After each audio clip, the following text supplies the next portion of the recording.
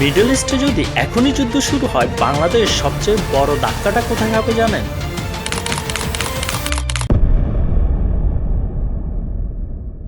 সেটা জানার আগে আপনাদের একটা বাস্তব ঘটনা জানা দরকার। ঢাকা বিমানবন্দরে মধ্যপ্রাচ্য থেকে আসা একদল মানুষ নামছে প্লেন থেকে। হাতে ছোট একটা ব্যাগ, পায়ে ছেঁড়া জুতো, কারো প্লাস্টিকের স্যান্ডেল, কারো খালি পা, কারো হাতে একটা পাতলা কম্বল, তাও বিমানে দেওয়া কম্বলটি। তাদের মুখে হতাশা, চোখে অনিশ্চয়তা। কেউ 20 বছর, কেউ 30 বছর প্রবাসে ছিল, আজ দেশে ফিরছে, কিন্তু জানে না এরপর কি করবে। এটি গল্প নয়। 2022 সালে 70,000 সৌদি প্রবাসী এইভাবে দেশে ফিরেছে। এদের মধ্যে একজন শফিক মিয়া 23 বছর বয়সে সৌদি গিয়েছে। রোদে পুড়ে ধুলোয় মিশে দিনে 12 থেকে 14 ঘন্টা কনস্ট্রাকশন সাইটে কাজ করত। 25 বছর ধরে দেশে টাকা পাঠিয়েছে, বাড়ি বানিয়েছে, সন্তান পড়িয়েছে। ভেবেছিল শেষ বয়সে দেশে ফিরে সম্মানজনক জীবন পাবে। কিন্তু 48 বছর বয়সে দেশে ফিরে সে বুঝলো তার কোনো সঞ্চয় নেই, তার দেশে ফিরে করার মতো কোনো বিকল্প পেশা নেই। আজ সে নিজের দেশে বেকার।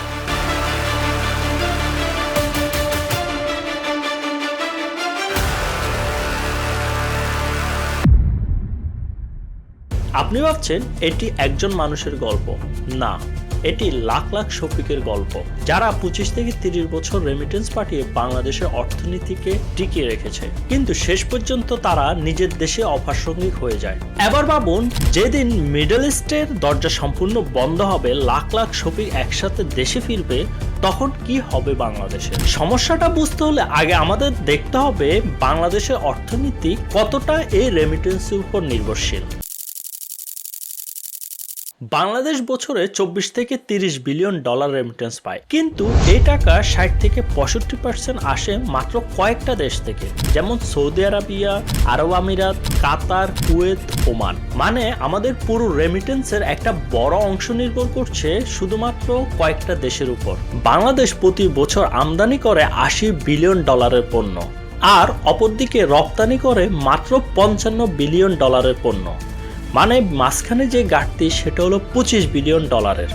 এখন এই 25 বিলিয়ন ডলার কোথায় থেকে আসে, বা এই ঘাটতিটা আমরা কোথায় থেকে পূরণ করি? এই ঘাটতিটা পূরণ করে আমাদের প্রবাসীরা। তারা যদি না থাকতো আমাদের অর্থনীতি দাঁড়াতেই পারতো না। তাহলে একটু চেইনটা বুঝুন।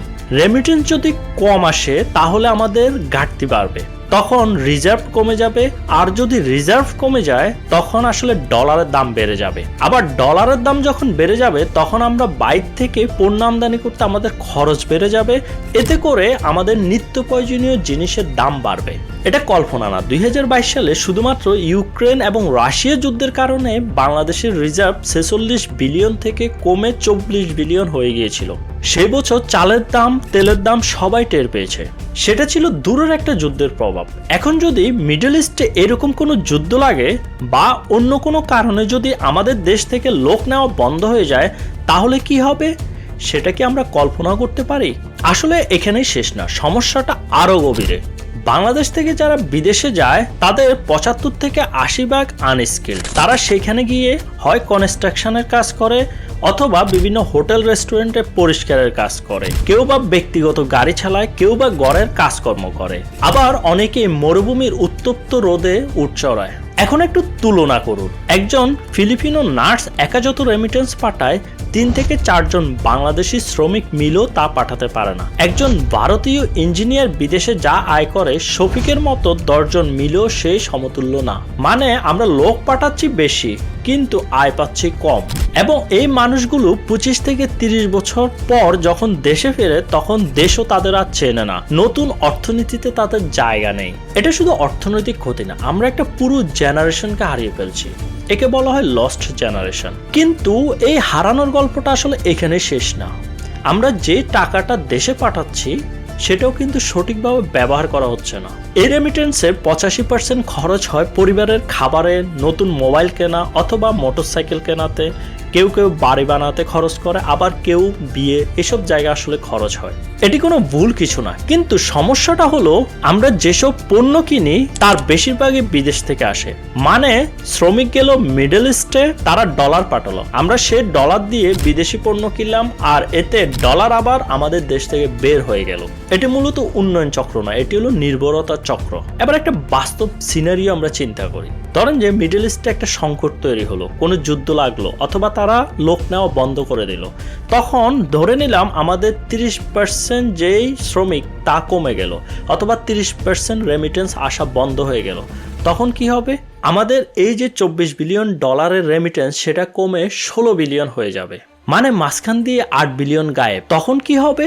সরকার রিজার্ভ থেকে ডলার বিক্রি করা শুরু করবে, ফলে রিজার্ভ কমে যাবে আর এতে ডলারের দাম বাড়বে। এখন যদি ডলারের দাম বেড়েই যায় তাহলে সমস্যাটা কি? সমস্যাটা হলো আমরা যে সকল পণ্য বিদেশ থেকে আনি বা আমদানি করি তার দাম কিন্তু বেড়ে যাবে। এতে করে আমাদের ব্যবহৃত তেলের দাম 25 থেকে 30% বেশি হয়ে যাবে। নিত্য প্রয়োজনীয় খাদ্যের দাম 20 থেকে 30% বেড়ে যাবে। সার কিনতে হবে 40% বেশি দামে, এবং সবচেয়ে ভয়ঙ্কর বিষয় মুদ্রাস্ফীতি 15 থেকে 20%ও হয়ে যেতে পারে। এটা আসলে কল্পনা না। শ্রীলঙ্কার অর্থনীতি 2022 সালে এভাবেই কিন্তু ভেঙে পড়েছিল। পাকিস্তান 2023 সালে রিজার্ভ সংকটে পড়েছিল। লেবাননের মুদ্রা 90% মান হারিয়েছিল। তাদের সবার একটাই কমন প্রবলেম ছিল, সেটা হলো তাদের রিজার্ভ কমে গিয়েছিল।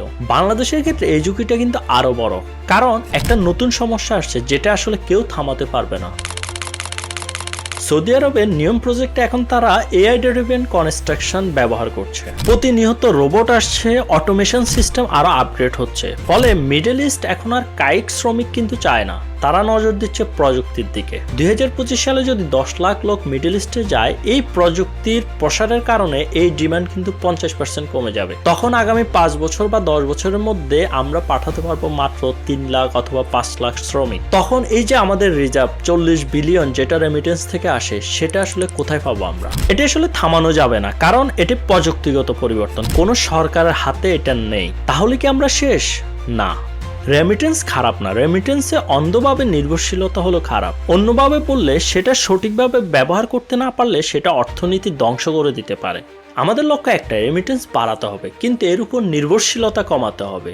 এটা করার জন্য 3টি কনক্রিট পথ আছে। এর একটা বড় সমাধান হতে পারে স্কিল রেভলিউশন। এখন আমরা কি করছি? 10 জন আনস্কিলড ওয়ার্কার পাঠাচ্ছি, যারা প্রত্যেকে পাঠাচ্ছে 25,000 টাকা। কিন্তু যদি 3 জন স্কিলড ওয়ার্কার পাঠাই, যারা প্রত্যেকে পাঠাবে 80,000 টাকা, তাহলে আমরা একই রেমিটেন্স পাবো কম মানুষ পাঠিয়ে। শুধু 6 মাসের একটা ট্রেনিং এর কারণে কনস্ট্রাকশন লেবারের আয় প্রায় 3 গুণ বেড়ে যেতে পারে। কিন্তু এটা করতে হলে প্রয়োজন আমাদের ট্রেনিং ইনফ্রাস্ট্রাকচার। এখন বাংলাদেশে সরকারি টেকনিক্যাল ট্রেনিং সেন্টার আছে প্রায় 89টির মতো। এটি 3 বছরে 500তে নিয়ে যেতে হবে। ফোকাস করতে হবে nursing, electrician, heavy machinery operator এবং বেসিক আইটি, কারণ গলফে এই 4টা সেক্টরের ডিমান্ড সবচেয়ে বেশি। এটি আসলে সরকার একা পারবে না। বিজিএমই, বিকেএমই এর মতো অ্যাসোসিয়েশনকে সাথে আনতে হবে। তারা ট্রেনিং দেবে, সরকার তাদেরকে ট্যাক্স রিবেট দেবে, এবং সবচেয়ে জরুরি ব্রিটিশ কাউন্সিল বা টিভিইটি এর মতো ইন্টারন্যাশনাল বডিসের সাথে সার্টিফিকেশন পার্টনারশিপ করতে হবে, কারণ গলফ দেশগুলো এই সার্টিফিকেটসকে গুরুত্ব দেয়। দ্বিতীয় যে সমাধান সেটা হলো এই রেমিটেন্সকে ইনভেস্টমেন্টে রূপান্তর করতে হবে। এখন রেমিটেন্সের 85% খরচ হয়ে যায়, মাত্র 5% যা বিনিয়োগে। এই রেশিও বদলাতে হবে।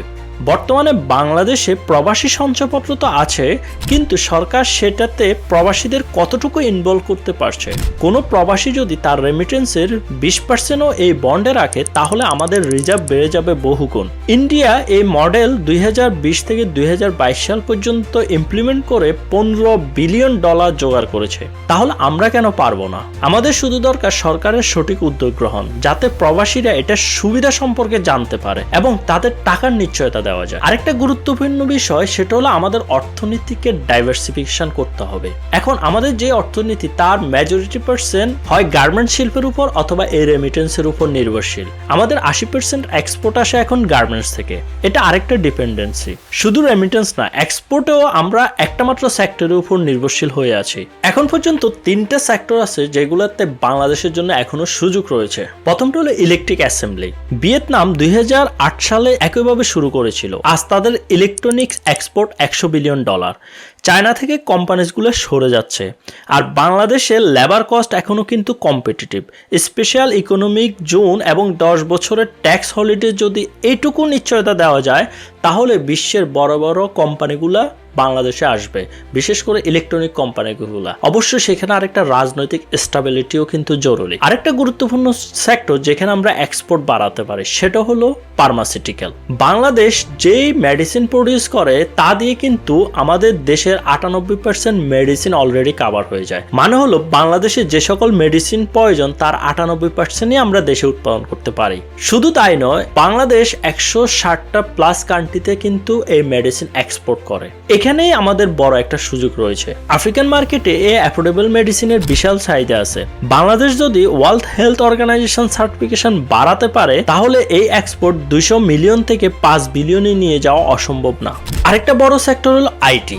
বাংলাদেশে 8 লাখের বেশি আইটি প্রফেশনাল আছে, কিন্তু আইটি এক্সপোর্ট মাত্র $1.5 বিলিয়ন। ইন্ডিয়া করছে $200 বিলিয়ন। আমরা যদি বাংলাদেশের আইটিকে গ্লোবাল ব্র্যান্ডিং এ রূপান্তর করতে পারি তাহলে এটা 10 বছরে 20 বিলিয়ন নিয়ে যাওয়া অসম্ভব না। এই তিনটা মিলিয়ে নতুন এক্সপোর্ট আসতে পারে প্রায় $37 বিলিয়ন। মানে রেমিটেন্স ডিপেন্ডেন্সি অর্ধেকে নেমে আসবে। কিন্তু আপনি ভাবছেন এসব কি সম্ভব? এটা তো থিওরি, বাস্তবে কি সম্ভব? অবশ্যই সম্ভব। সাউথ কোরিয়া 1960-এর দশকে বাংলাদেশের চেয়েও গরিব ছিল, রেমিটেন্সের উপর নির্ভর ছিল। আজ স্যামসাং, এলজি সহ বিশ্বের ইলেকট্রনিক শিল্পের নেতৃত্ব দিচ্ছে তারা। ভিয়েতনাম আমাদের মতোই শ্রমিক রপ্তানি করত, তারাও স্ট্র্যাটেজিক শিফট করেছে। আজ $100 বিলিয়ন ইলেকট্রনিক এক্সপোর্ট করে তারা। তাদের কাছে যা ছিল আমাদের কাছেও তা আছে। 17 কোটি মানুষ আর কম্পিটিটিভ লেবার কস্ট, এর সাথে আছে ক্রমবর্ধমান স্কিলড ওয়ার্কফোর্স। তাহলে বাংলাদেশ পারবে না কেন?